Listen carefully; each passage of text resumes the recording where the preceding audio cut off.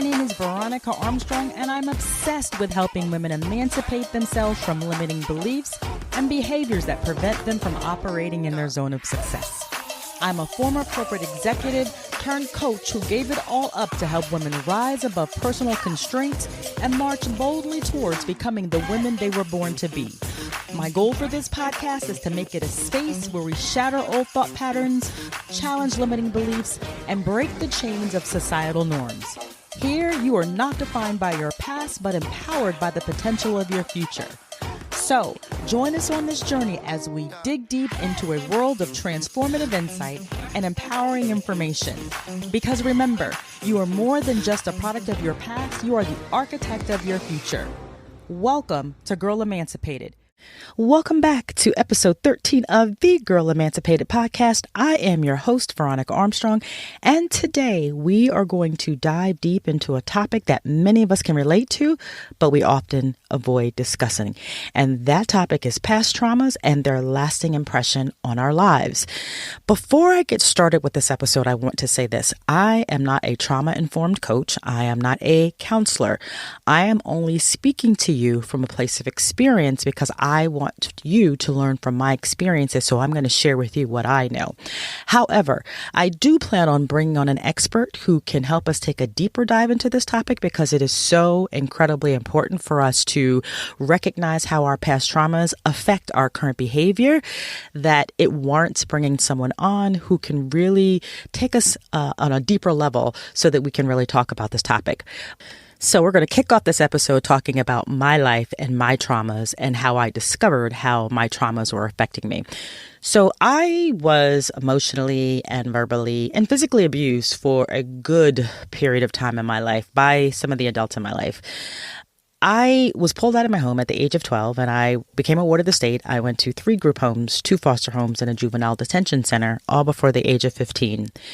And up until that point, I really started feeling like I wasn't good enough because no matter what I didn't do it right, or I was always taking verbal abuse or physical abuse from the adults for not being good enough, not doing things right. And so even though I became an emancipated minor at 15 and I got out, I got away from the system and I graduated from high school on time, went to college, got my degrees. In my 30s, I was running a team of over 100 people. Like I said in prior episodes, they had no business making me a VP at that age, but they did. But I was running a team of over 100 people. And one of the things that was a recurring theme about me is that I was an overachiever. I always got amazing accolades for a job well done. My performance was always praised. However, when I became an executive, there was feedback that started to come my way that I wasn't used to getting. And some of that feedback was that I was, just to put it bluntly, leaving dead bodies in my path. I wasn't really pulling my team along. I was really abrasive. I was really hard on people. I was an overachiever. I was holding people to standards that they themselves couldn't achieve. So luckily for me, my employer at the time graced me with an executive coach. And it was with that executive coach that I had this learning, is that everything that I had been through in my past had caused me to believe that I wasn't good enough. And so I was consistently, or should I say constantly, overachieving, trying to prove my worth. And this was well into my 30s. I became an emancipated minor at 15, but in my 30s, I am still behaving in such a way to prove to the world that I am worthy. So I want you to really think about the traumas that have happened in your life, whether or not they're micro traumas or what have you. But whatever they were, I really want you to ask yourself how those traumas may or may not be affecting you today. And that's why we want to talk about this, because whatever is happening to you today, if you are doing these things or if your behavior is as a result of the traumas you've experienced in the past, we want to get rid of those so that we can become the person that we were intended to be. So this is what today's topic is all about. So let's go ahead and jump right in. So as I've shared with you, your past traumas can have an impact on your life because your trauma isn't just an event that occurred in the past. It is a continuous echo that ripples throughout your life, and it sometimes gets in the way and you don't even know that it's hindering your ability to be successful or to operate in your zone of genius. As I've shared, past traumas can affect everyday decisions and your behavior. For instance, someone who was ridiculed for speaking out in their past may hesitate to voice their opinions today in a group setting. Or a person who's faced financial instability, they may hoard items even if they know they're no longer in that situation. One of the things that I have learned more recently, I would call this a micro trauma, is people who are growing up in families where they're constantly hearing, if you are not making good money, then you're not good enough. You're not successful. And these people well into their 40s and 50s are still pushing themselves to make good money, whatever that looks like. And because they're not making the kinds of money perhaps their parents made or their sisters and brothers made, then they are looking at themselves as if something is wrong with them. So they're chasing something that they may never achieve, and therefore they're just not happy. So those little micro traumas can have an impact as well. These past traumas can also hinder your physical health. It has been shown that past traumas leave an imprint on our physical health, and they cause stress and anxiety, and they lead to sleep issues and an increased risk of chronic disease. They also affect your relationships because they can cause fear of abandonment or even deep-seated feelings of unworthiness, as I've discussed, and this can affect both your romantic relationships and just your regular friendships. Past traumas can also increase your sensitivity to just basic criticism or just basic responsive. You might become overly defensive if someone says something to you and you felt excessively criticized or bullied in the past. I think one of the important things to point out here is that the size of the traumatic event or the trauma that you experience isn't a direct measure of its impact on your life, because micro traumas, which might seem insignificant to others, can have a lasting impact as major traumatic events on some people. For example, persistent belittling can be as traumatic as one single event. But here's the key that we have to take into consideration is that we oftentimes develop coping mechanisms to help us deal with the trauma. Now, some of these coping mechanisms are healthy. However, others can be detrimental to our success and our health because they can cause us to do things such as self-isolate, become very self-critical, or, for some, it's even drinking too much or getting into drugs. I mean, everyone has a way of coping with crises or situations in their lives. And I think one of the sad parts of trauma is that there are people who oftentimes achieve these major milestones. However, they trigger these memories of people who said they couldn't do something or they weren't good enough. And then those past memories, they allow those past memories to downplay their achievements. And that's really sad. So our goal should be to really understand past traumas and how they affect us so that we can find ways to create supportive environments that encourage our healing so that we can learn to operate in our zone of genius. So before I go any further, I want to define trauma. And it refers to a deeply distressing or disturbing experience. But here's the thing. It's deeply personal. What might be traumatic for one person may not be traumatic for another. It's not always about the event itself, but rather the emotional and the psychological response to it. In my research about trauma, I was, as I said before earlier in this podcast, it's a topic that we avoid. But as I was researching this topic, I was just amazed at the types of trauma that exist out there. Now, they can be classified in various ways, but for our discussion, we're just going to cover just a few types of trauma, and then we will dive deeper into the topic at a later date with an expert. So let me just jump into the types of trauma that I've come across. There's bullying. I think we all know what bullying is. There's community trauma. There's medical trauma. I knew about medical trauma just listening to a lot of the people that I've heard who have been on the operating table. They wake up and they're feeling everything, but they can't scream, they can't yell, they can't do anything. And they have these traumatic experiences. Of course, there's physical abuse. There are people who go through natural disasters that can cause trauma. There's refugee trauma. There's sexual abuse and sex trafficking trauma. There's also relational trauma. And relational trauma is the result of toxic relationships, be it with parents, romantic partners, or friends. It includes emotional abuse, betrayal, and/or abandonment. I have experienced my share of relational trauma. Then we also have trauma that is due to someone experiencing a significant event, such as a natural disaster, physical abuse, witnessing violence, or experiencing severe accidents. I actually have been in 5 car accidents, and I'll tell you, the slightest movement of a car that feels like an accident, it is a little traumatizing to me, or jarring, I should say, because it just triggers the memory of all the car accidents I've been in. Now, before we go on, I just want to make a clarifying statement here. I wasn't driving in those accidents. As a matter of fact, I've had one accident in which I was driving and someone hit me from behind. But the point I'm trying to make here is that when someone else is driving and they're driving a little erratically, it does, freak me out because I have been traumatized because of the car accidents that I've been in the past. And so that's a great segue into the next point I'd like to make here, is because trauma, regardless of the type, it just doesn't vanish after your event ends. As I just said, I had 5 car accidents and I get a little nervous when people are driving erratically. It leaves a lasting imprint because this information, or whatever their experience is stored in your brains.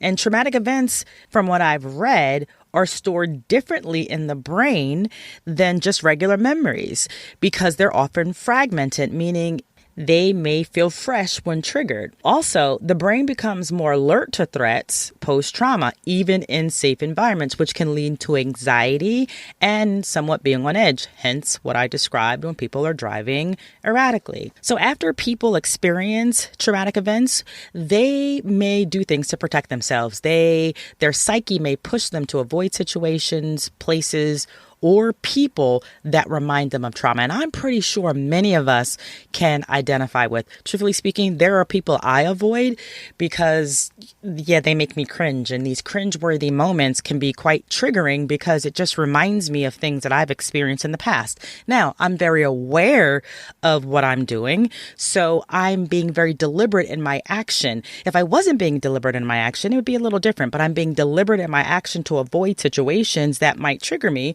so that I can maintain the peace in my life. And finally, trauma can reshape our belief system. I mentioned that earlier about people who grow up in households where they're learning that if they're not making great money, then they're not good enough. So trauma can reshape our belief system. And another example that I think many of us might be able to identify with is that if you are consistently faced with betrayal by your boyfriend or your husband or someone else, over time we may develop this belief that we can't trust our significant other. So the key here is understanding trauma isn't about categorizing or minimizing someone's experience.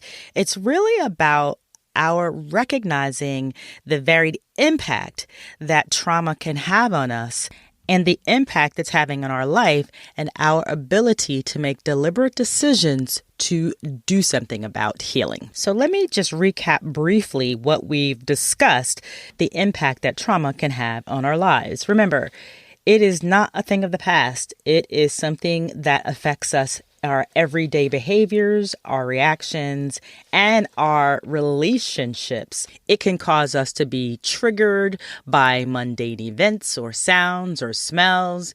It can actually cause us to behave in a certain way. Past trauma can also cultivate irrational fears. And as I said before, it can affect our relationships. So those are the impacts that are obvious. I want to go back to something I shared earlier and discuss some of the impacts that might not be so obvious. Trauma can affect our self-worth and our value because, as I said before, the consistent belittling during one's formative years can craft a narrative that I am not good enough. And I've shared that with you about my experience and how it affected my decisions. It can cause trust issues, constantly being let down by someone that you looked up to as a child, even in minor ways, ways can sow seeds of doubt in others and their reliability. And it can cause you to seek validation. A thirst for external validation might come from not receiving enough recognition or support or even acknowledgement in past situations during your younger years. So those are some of the not so obvious issues that trauma can cause in our lives. So now that we've discussed trauma, the types of trauma, and the impact it has on our lives, I want to shift into how to heal from trauma. Now, healing from trauma is multifaceted. And so today we're going to explore healing through the pillars of living an emancipated life. And those pillars are courage, empowerment, resilience, connection, spirituality, and purpose. And we are going to start with courage. So courage is that inner strength that compels us to face our traumas head on. It is about acknowledging those deep wounds and the pain that we experience. It's not easy. It requires vulnerability. But remember, seeking help, whether it is through therapy, counseling, or simply just opening up to a trusted friend, is an act of courage. It is choosing to step in the light and embrace what is in your past and just know that you are taking the steps to heal. Next up is empowerment. Empowerment is about reclaiming control. Trauma can make us feel powerless, but we have the ability to take back our narrative. And this can be done through seeking therapy, educating yourself, self-help techniques, or even joining a workshop. It's about making conscious and deliberate choices to heal and to take care of your well-being. Next is resilience. The path to healing is not linear. There'll be days where you will take 2 steps forward and then you'll take 2 steps back. The bottom line is that resilience is about understanding this ebb and flow. It's about building that mental strength to navigate through the challenging times and celebrating the small victories and remembering that healing is an ongoing journey. Next is connection. There is strength in shared stories and experiences because you know what? You are not alone. Whether it is joining a support group or participating in community healing circles or just sharing your journey on a platform connecting with others, it helps to dispel the isolation that trauma often brings. It's about realizing that there's a community, a tribe that understands and supports. And you know what, guys? That's what I'm doing. It's only been in the last 5 to 10 years that I started telling my story and started sharing it to help others. That connection with others and being able to help others helps me to deal with the traumas that I have dealt with in my past so that I can heal. Next is spirituality. For some of us, spirituality offers peace and solace. It's a space where we can find the peace and seek the answers that we need, whether it is through prayer or meditation or simply understanding the universe's narrative for you and your life. Spirituality can provide a framework that makes sense of the pain and help you find the strength that you need to endure. And next up, and finally, there is purpose. There is a lot of power in channeling your pain into purpose because it's about redirecting that energy of past traumas into something constructive, like advocating for awareness or helping others navigate their healing journey, or even creating a podcast and sharing your experiences, which is what I'm doing today. The bottom line is that purpose is the compass that gives direction to our pain, and we can take that and turn those wounds into wisdom. This is literally what I'm doing. So these pillars aren't just the concepts that were created to live an emancipated life. They are practical and tangible tools and a framework that can help guide you on your healing journey as you strive to live an emancipated life. So as we wrap up the segment, I encourage you to reflect. Which pillar resonates with you most, and how can you leverage it to light up your path? So now that I've shared with you how you can use the pillars to help you begin your healing process, I want to share some practical steps to help you begin healing. And the first thing is recognizing your triggers. Every healing journey begins with awareness of our triggers. These triggers could be situations, places, sounds, or even scents that can instantly transport you back to those moments of trauma. It is important to recognize these triggers, not to avoid them, but to be prepared when you know you are about to be triggered. In these instances, you can leverage deep breathing techniques, grounding exercises, or if you need to, go to a safe space so that you can mentally and or physically keep those intense moments at bay. Another thing you can do is get professional help. Now, although I've talked about self-help techniques being beneficial, there is value in seeking professional guidance. Therapists and counselors and other health professionals are trained to help individuals navigate the complexities of their traumas. They can provide you with tools and resources and perspectives that might be challenging to achieve on your own. But these professionals can provide you with a safe space to unravel and understand and heal from your trauma. Something else you can do is journaling. And I think if you've listened to my podcast before, you know that I'm a fan of journaling because writing can be therapeutic. It allows you to confront your feelings and articulate them. Journaling allows you to go back to what you have written so that you can see patterns over time and start to spot where you are growing or perhaps where more attention is needed. Journaling is a great way to track your healing journey and to celebrate your progress. And more importantly, remind yourself of the strength that you have on your tougher days. And lastly, another way to help you in your healing is meditation. And I think everybody knows, if you know me, meditation is one of my favorites.